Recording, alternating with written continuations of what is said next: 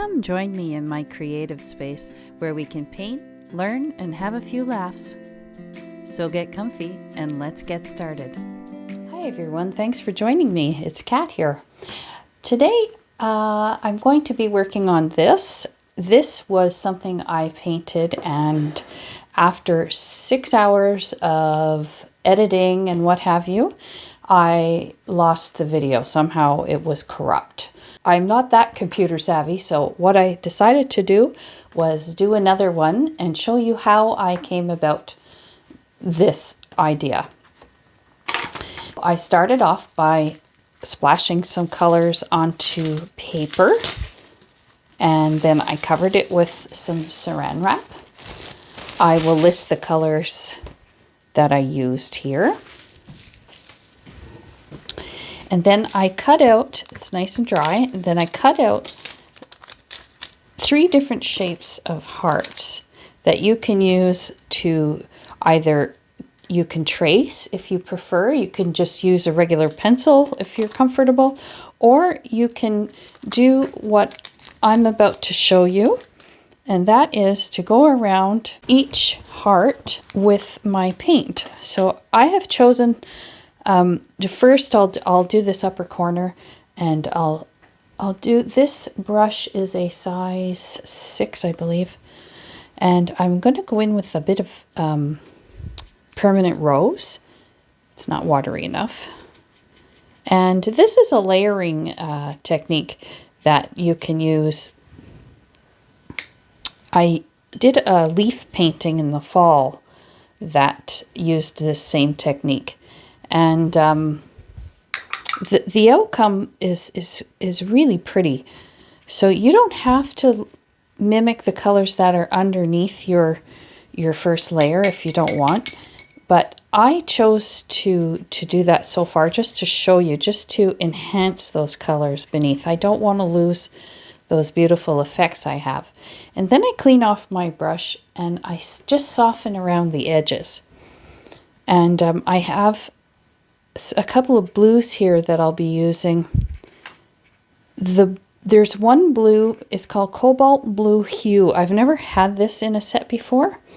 This one is called Marine Blue, the one that's on my paper now. And the Cobalt Hue blue, though, that I'm using, I mix that with my permanent rose, and you get a really nice purpley color.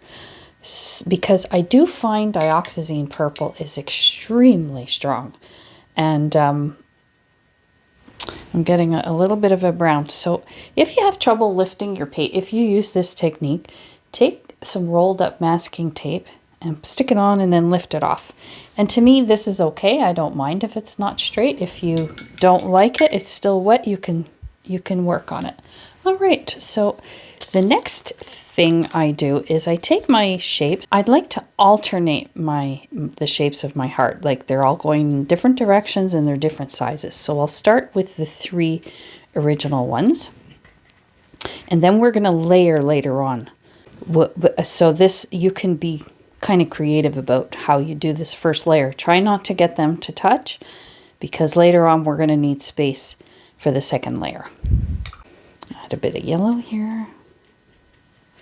And because watercolor is transparent, you have to keep in mind that if you put a yellow over a red, you're going to have an orangey effect. And if you put a yellow over a purple, you're going to get brown.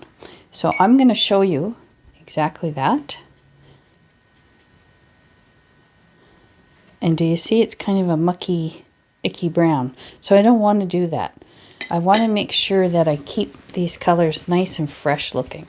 And while yellow is a beautiful fresh color, it's not when it's on top of purple.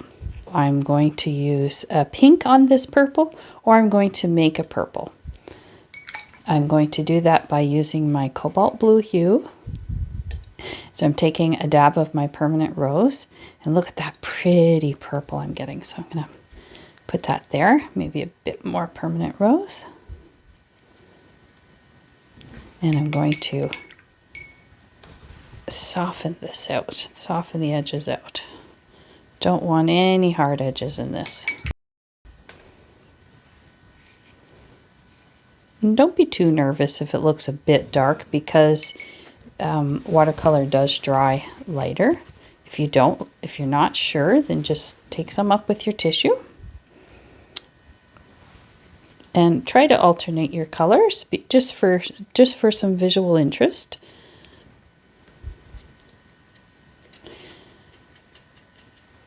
When you have a board, say one day you feel like painting and you don't know what to paint, prepare a few papers in this technique. Put some color down, and then use some salt and some plastic wrap, whatever you can to make some texture, and then you'll have a few boards of inspiration. Like sometimes you can see flowers and things like that in these, and they'll inspire you. Once they're dry, you can stand them up somewhere in your room or in your home, and just look to see if you see something like when you look into the clouds. You know, sometimes you see a shape or an animal or something inspiring in the clouds. So try that. Now, this is something I wanted to point out to you. This is not very noticeable, so I can wait till that's dry, or I can do it now. I can go in with some darker color. I believe that was a yellow that I used. I'm just getting a bit more. I'm going to turn my board. And I'm just going to put some of that yellow in there and soften it right out, just so you can see the edge of that. Okay, I think I dropped some water there earlier and didn't notice. Sometimes that happens. Your brushes drip and you don't notice fast enough and it leaves a mark, but on a painting like this, it's perfect. And so I'm not going to make you watch this whole thing. I'm just going to proceed and finish this first layer. All right, I dried this, and just a little note for you, side note for you. Don't put your hairdryer on when these are around, because they blew all across the room and I had to go find them.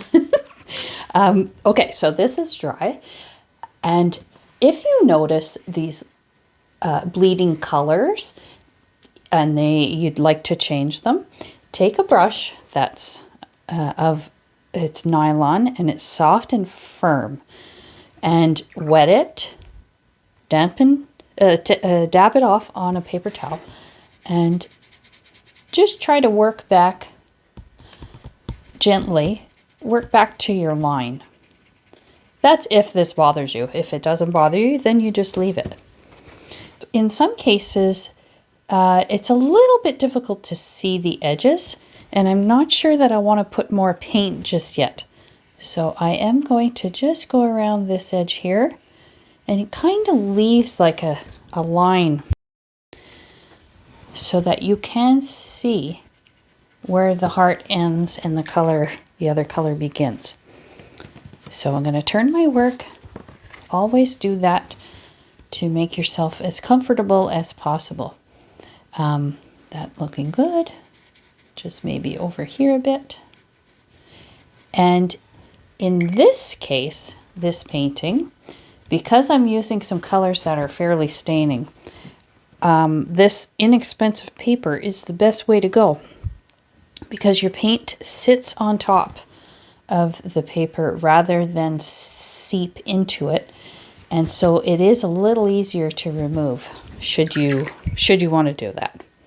But the technique, the wet paint, because this is quite watery, so it will spread quite nicely on cotton paper. If you don't know what to paint and you just want to practice, you just want to get your brush in your hand and paint, this is wonderful practice for painting wet on wet and learning how to paint in the lines if you so choose, and you also learn how to soften things, and it's a great exercise.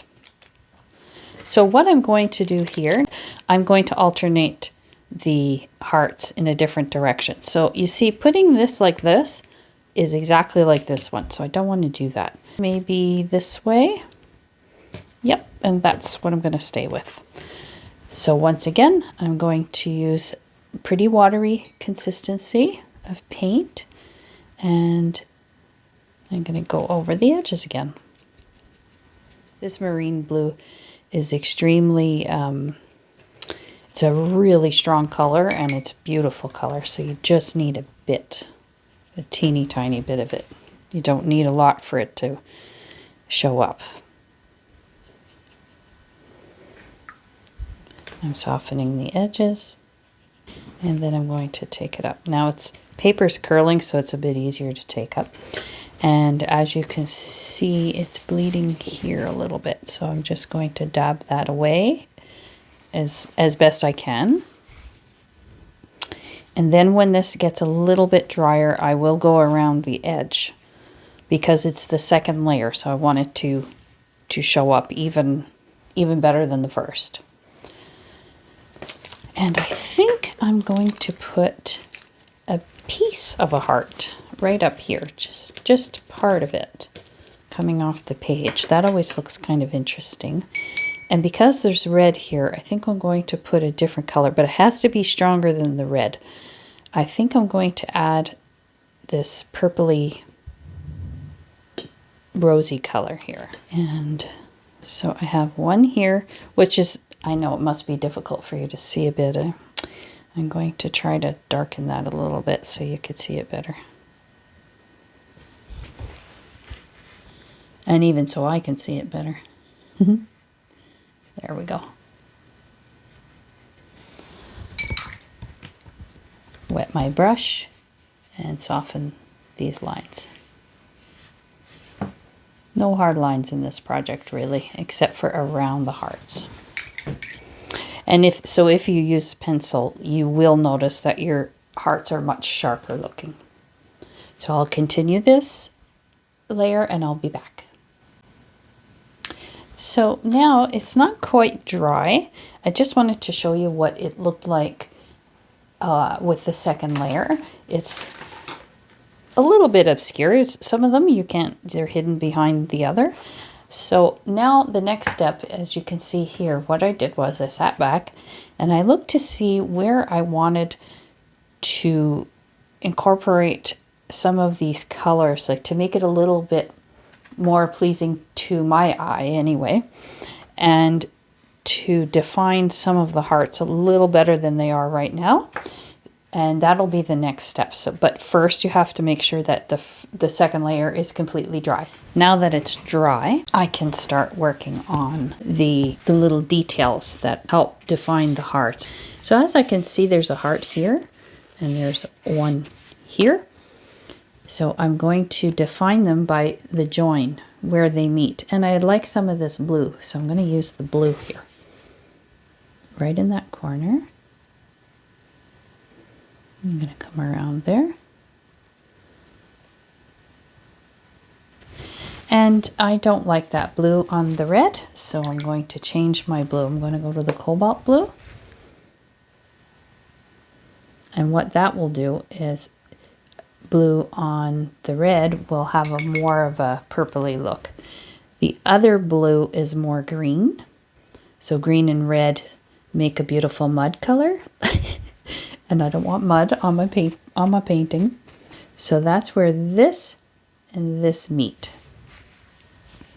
And I'm going to go around this one. I'm going to use some watery red here.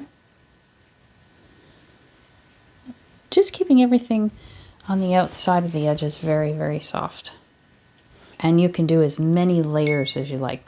Right now our weather here is -42 with the wind chill factor. And that's freezing. It's just freezing, and no one wants to go out. So it's a perfect day here in Montreal to paint. Okay, over here I'm going to use some of this pink. And if you mix pink and yellow, it makes a nice peachy kind of color. There's a heart here that's a bit lost. It's right there. It's a bit lost on this side. And this was my second layer. So I will definitely go around this so it'll stand out more. Very, very soft lines. Very thin lines, I should say, and then I will soften them out. I have a bit of that nice bluey green here. Marine blue, so I guess it's more green in it. And I love that color. Really beautiful color. So use colors that make you feel good when you look at them. Don't follow any rules. Just do what you want to do. Just be careful, as I said, to know your complementary colors, because they will make mud. And right here, I need a different color to define that. So I think I'm going to go in there with a nice red, which has dried out on me already. Okay. So right here and right here.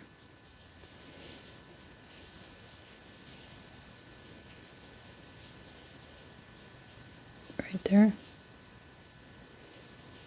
And then it's going to come around there.